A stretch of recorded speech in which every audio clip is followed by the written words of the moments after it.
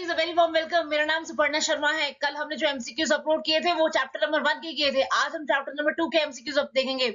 इसमें दो चीजों का क्विक रिकैप किया गया है। पहला Taylor's principle and techniques of scientific management, Fayol's principles of management. ये दोनों के दोनों कॉन्सेप्ट बहुत ही इंपॉर्टेंट है, आप लोगों को इसे गो थ्रू करना बहुत मस्ट है।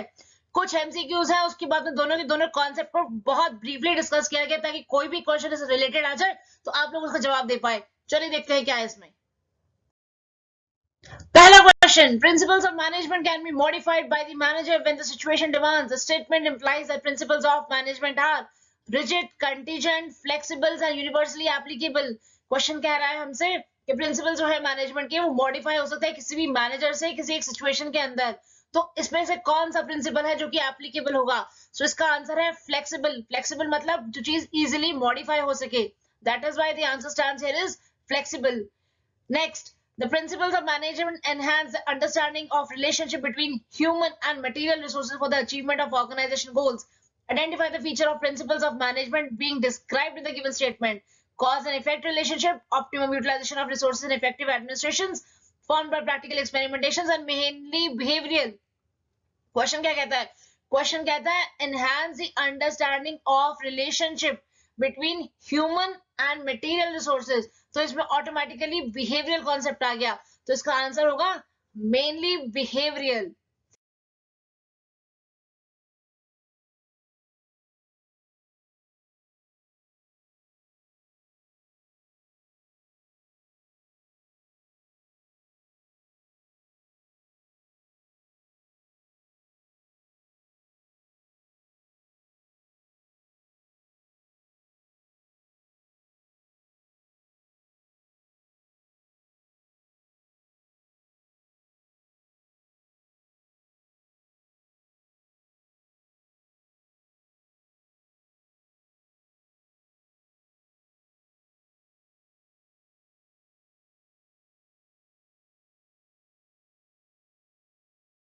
आगे प्रोसीड करने से पहले टेलर साइंटिफिक मैनेजमेंट समझना बहुत जरूरी है क्योंकि ये कॉन्सेप्ट बहुत इंपॉर्टेंट है और कहीं ना कहीं इसका क्वेश्चन जरूर आएगा।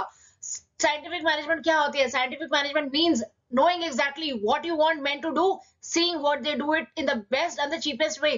साइंटिफिक मैनेजमेंट का हिंदी में मतलब है कि देखना कि आपके लोग क्या कर रहे हैं, आप क्या चाहते हैं, पहली चीज कि वो क्या करें, फिर उन्हें देखना कि वो बेस्ट तरीके से कर रहे हैं और सस्ते तरीके से कर रहे हैं नहीं कर रहे। This is what scientific management is. इसके 4 प्रिंसिपल्स होते हैं। 4 में से पहला science not rule of thumb. Science not rule of thumb का मीनिंग क्या होता है? इसका मतलब है हर काम को करने के लिए एक तरीका होता है, एक बेस्ट तरीका होता है जो कि साइंटिफिक स्टडी और एनालिसिस से मिल सकता है रादर देन एक विश ऑफ अ मैनेजर जो कि hit and trial method use करता है। इसलिए कहा जाता है science is not a rule of thumb. Next principle, harmony not Discord. Harmony not Discord का मतलब है कि जो हार्मनी आपस में मेलजोल होना चाहिए, आपस में बनी होनी चाहिए लोगों की, हिंदी में मतलब है इसका हार्मनी होनी चाहिए मैनेजमेंट के बीच में और वर्कर्स के बीच में। तीसरा प्रिंसिपल कहता है कोऑपरेशन नॉट इंडिविजुअलिज्म। इसका मतलब है जो कोऑपरेशन होनी चाहिए वर्कर्स के बीच में और मैनेजमेंट के बीच में। हर एक काम जो ऑर्गेनाइजेशन में हो वो ऑर्गेनाइजेशन को बेटरमेंट की तरफ लेके जाता जाए। चौथा point, development of each and every person to his her greater efficiency and prosperity. इसका मतलब है हर बंदा जो ऑर्गेनाइजेशन में काम करता है उनको अपॉर्चुनिटी मिलनी चाहिए ताकि वो अच्छे तरीके से काम करे और अपने करियर को नई हाइट्स पे लेके जाए। आगे चलते हैं, देखते हैं कि इसके क्या हमारे फर्दर फंक्शंस हैं। Techniques of management, 7 techniques of management होती है। पहला होता है फंक्शनल फोरमैनशिप। फंक्शनल फोरमैनशिप क्या कहती है? फंक्शनल फोरमैनशिप कहती है जो प्लानिंग है, जो एग्जीक्यूशन है, उन दोनों को सेपरेट रखना है एक दूसरे से, उन दोनों को मिला के नहीं रखना, दोनों को सेपरेट रखना है। इसलिए टेलर ने बोला कि हम 8 फोरमैन रखेंगे एक काम को करने के लिए। 8 फोरमैन रखेंगे एक काम को करने के लिए, जिसमें से हमारे पास में कुछ लोग रिस्पॉन्सिबल होंगे प्लानिंग के लिए, कुछ रिस्पॉन्सिबल होंगे एग्जीक्यूशन के लिए। प्लानिंग के लिए कौन कौन होगा? Example, root clerk, instruction card clerk, time and cost clerk और डिसिप्लिनरी। और जो 4 हमारे फर्दर एग्जीक्यूशन के लिए होंगे वो होंगे speed boss, gang boss, repair boss, inspector. Book में से एक बार गो थ्रू कर लेना, इंपॉर्टेंट पॉइंट है ये वाला। नेक्स्ट आता है standardisation of work. Standardisation of work क्या कहता है? वो कहता है setting of standards for business activity. किसी भी काम को करने के लिए आप स्टैंडर्ड सेट करते हो। स्टैंडर्ड किस चीज में सेट करते हैं? हर चीज में सेट करते हैं। प्रोसेस में करते हैं, रॉ मटेरियल में करते हैं, टाइम में करते हैं, मशीनरी में करते हैं, मेथड्स ऑफ वर्किंग कंडीशन सब में करते हैं। थर्ड आता है simplification of work. Simplification of work क्या कहता है? फालतू के जो साइजेस हैं, superfluous sizes and varieties and dimensions को हटा दो अपने रेगुलर काम में से। अगर डाइवर्सिटी की रिक्वायरमेंट नहीं है तो डाइवर्सिटी को भी हटा दो, रिडक्शन ऑफ कॉस्ट होगा। कहने का मतलब है एलिमिनेट कर दो डाइवर्सिटी ऑफ प्रोडक्ट्स को और reduction of cost. Fourth point आता है मेथड स्टडी। मेथड स्टडी क्या कहता है? मेथड स्टडी कहता है बेस्ट तरीका ढूंढो एक काम को करने का क्या है। साइंटिफिक मैनेजमेंट टेक्निक कहती है find out the best way of performing a particular task. Method study. Motion study क्या कहता है? मोशन स्टडी कहता है study of movement. Study of movements क्या? Lifting, putting objects, sitting, changing position और कोई भी काम करते हुए जिसमें आपका मूवमेंट होती है उसे मोशन स्टडी कहते हैं। नेक्स्ट आता है टाइम स्टडी। टाइम स्टडी क्या कहता है? एक काम को करने के लिए स्टैंडर्ड टाइम कितना लगता है उसे कहते हैं time study. Fatigue study. Fatigue study क्या कहता है? जब आप कोई काम कर रहे हो तो फ्रीक्वेंसी ऑफ रेस्ट इंटरवल्स कितने चाहिए एक पर्टिकुलर काम को करने के लिए, वो फटीग स्टडी में आता है। Differential piece wage system. Differential piece wage system क्या कहता है कि अंडर डिफरेंट सर्कमस्टेंसेस जो वेजेस हैं वो तभी मिलेंगी जो वर्क डन होगा। जितना आप काम करोगे उतना ही वर्क आपको वेजेस मिलेंगी। लास्ट पॉइंट आता है मेंटल रेवोल्यूशन। मेंटल रेवोल्यूशन क्या कहता है? मेंटल रेवोल्यूशन कहता है कि attitude of workers and management है बहुत इंपॉर्टेंट है। इनको ये रियलाइज होना चाहिए कि हर किसी की इंपॉर्टेंस है ऑर्गेनाइजेशन के बीच में। अब आपने 7 टेक्निक्स भी देख ली है। इन टेक्निक्स में से भी क्वेश्चन आने के चांसेस हैं और पहले वाले में से भी चांसेस हैं क्वेश्चन आने के। आगे चल के हम देखते हैं एमसीक्यूज कौन कौन से फॉर्म में आ सकते हैं हमारे पास। पहला, according to the tailor, even a small production activity like loading cartons of biscuits into boxes can scientifically planned and managed.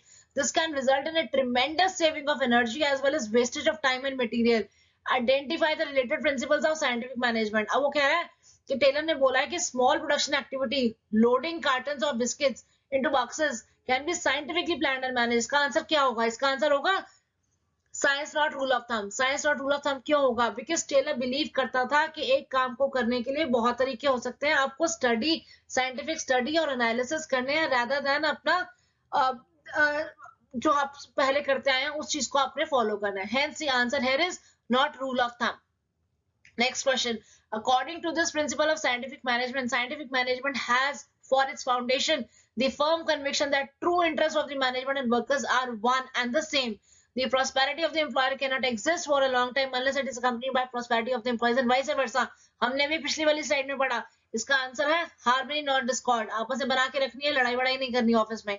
Next, according to the tailor, each specialist to be assigned work according to his or her qualities. The employees who possess technical mastery should be involved in planning works, whereas those with energy and good health may be assigned execution work. Name the related principles of scientific management. अभी हमने पिछले slide में देखा। Answer है development of each and every person to his और her greatest efficiency and prosperity. Next slide पे चलते हैं। Next question, by profession FW Taylor was. FW Taylor कौन थे? एफडब्ल्यू टेलर एक मैकेनिकल इंजीनियर थे। साथ में मैंने इनका पूरा नाम भी लिखा है, फेडरिक विल्सन टेलर। मालूम होना चाहिए आपको, एमसीक्यू फॉर्म में आ सकता है क्वेश्चन भी। Next question, considering the fact that it is difficult to find one single person with the needed qualities, Taylor suggested appointment of specialists. Through this technique of scientific management, identify the technique, standardization and simplification of work, method study, functional foremanship या motion study. इसका solution क्या है? इसका solution है functional foremanship. क्यों? क्योंकि उन्होंने बोला था हम 8 specialists रखेंगे monitor करने के लिए सारे aspects of job को। पहली वाली स्लाइड में हमने पढ़ा है अभी। Next question, the concept of work study techniques include. क्या इंक्लूड करता है? सब कुछ इंक्लूड करता है। टाइम भी करता है, टाइम स्टडी करता है, मोशन स्टडी करता है, फटीग स्टडी भी करता है। आगे चलते हैं, देखते हैं हेनरी फ्योल के क्या प्रिंसिपल्स हैं। छोटी सी स्लाइड हेनरी फ्योल के ऊपर, फिर हम हेनरी फ्योल के जो एमसीक्यूज हैं उसे रिजॉल्व करेंगे। हेनरी फ्योल को क्या बोला जाता है? हेनरी फ्योल को बोला जाता है फादर ऑफ जनरल मैनेजमेंट। क्या बोला जाता है? Father of general management. उन्होंने हमें 14 प्रिंसिपल्स दिए मैनेजमेंट के। पहला, डिवीजन ऑफ वर्क। क्या बोला उन्होंने कहा डिवीजन, सारे की जो बड़े काम है उसको छोटे छोटे टास्क में डिवाइड कर दो, इससे स्पेशलाइजेशन आती है। दूसरा, अथॉरिटी एंड रिस्पॉन्सिबिलिटी। उन्होंने क्या बोला?